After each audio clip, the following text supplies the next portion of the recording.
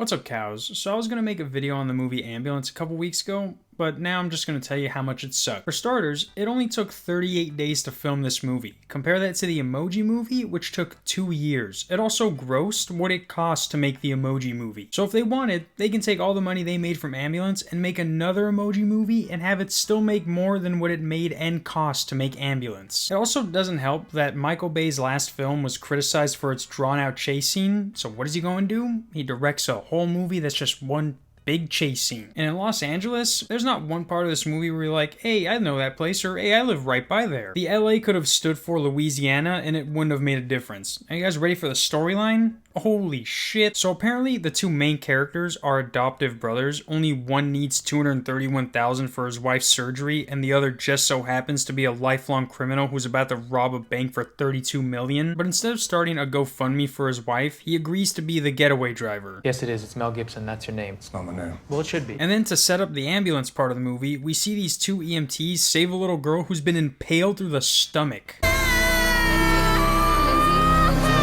They could have set this up any way they wanted, by the way, but they chose to do it this way. And what's funny is that that's not even why the ambulance is being used. Some cop wants to ask this bank teller out at the exact same time the bank is being robbed. Give me a visitor. Make it quick.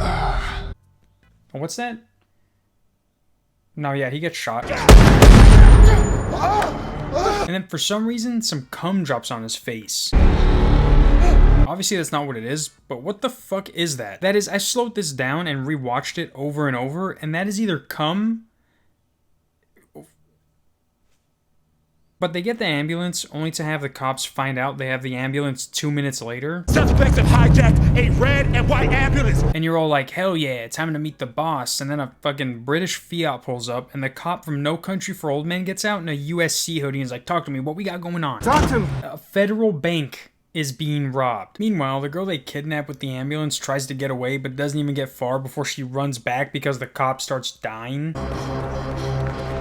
Fuck you! There's also two construction workers just watching this go down like, yep, just your typical Wednesday afternoon in LA. The movie then throws another character at us who's this special agent in the bank division, and then just because for no reason they're like, he's gay. It's not even like being gay makes him who he is. He gets this text that says, massive bank robbery, gives this dude a smooch, and if you blinked, you wouldn't even know. You would have been like, why'd he just kiss his therapist? And there's a lot of background info they give you without any notice. Like, apparently this black guy is the best F1 racer, but apparently can't pay for his wife's surgery. Who's that? Basketball player or something? Best F1 racer. The highest paid F1 racer makes around $40 million. That's more than what they took from the fucking bank. We then get one of the dumbest chase scenes ever. Now, I'll try to show you as much as I can, but they take this ambulance into an empty lot, and somehow this ambulance is able to drive through all these cops who are for some reason going off jumps. And then, as 3 cops are coming at them head on, one of them moves out of the way, but the other 2 hit stone walls, causing them to flip. They then end up on this dead-end street and are able to stop, but the cops who are chasing them just go full speed off the cliff.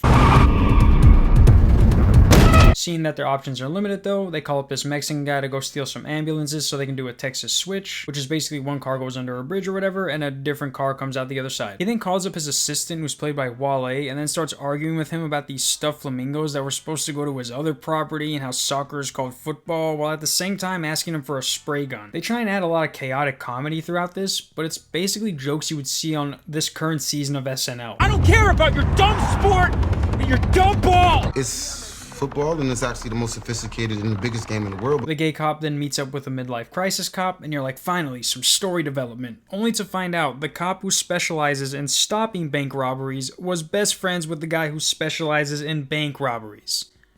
Let me guess, he's the only one who knows how to stop them. How do you know that?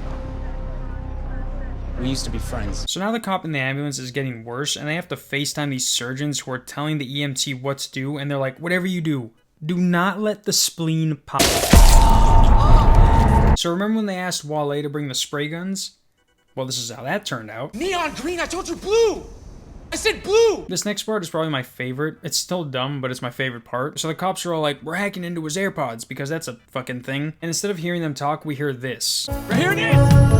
Sailing takes me away to where I always want to be. They get chased for a few more minutes until both brothers get shot. The black guy's wife is also somehow in the exact place the cops are and gets told better luck next time because that surgery is not happening. To end the movie, the girl EMT heads home like she is an accomplice to everything that just happened, and your 2 hours of agony is finally over. All in all, the trailer was an 8 out of 10, but the movie was more like a 4.5, and the only reason I didn't give it a 0 is because I gave all the main characters a 0.5 for their performance. Other than that, unless you like random sweeping drone shots, there's nothing else that will get you to want to watch this movie. And like I said, they don't even show you LA. They like to mention a lot of places like, oh, he's driving by the Staples Center, but they don't even show you it. And apparently there was CGI in this movie that was so bad that even Michael Bay said it looked like shit. I didn't even know there was CGI until you said something. I did rewatch it to see if I could find any, and I don't know how I didn't notice this at first, but this whole scene right here is CGI. But yeah, guys, that was Ambulance. I don't recommend watching it, but instead watching Bad Guys, which again made more than what it made and cost to make Ambulance. See you guys next week. I wish I didn't have herpes, but,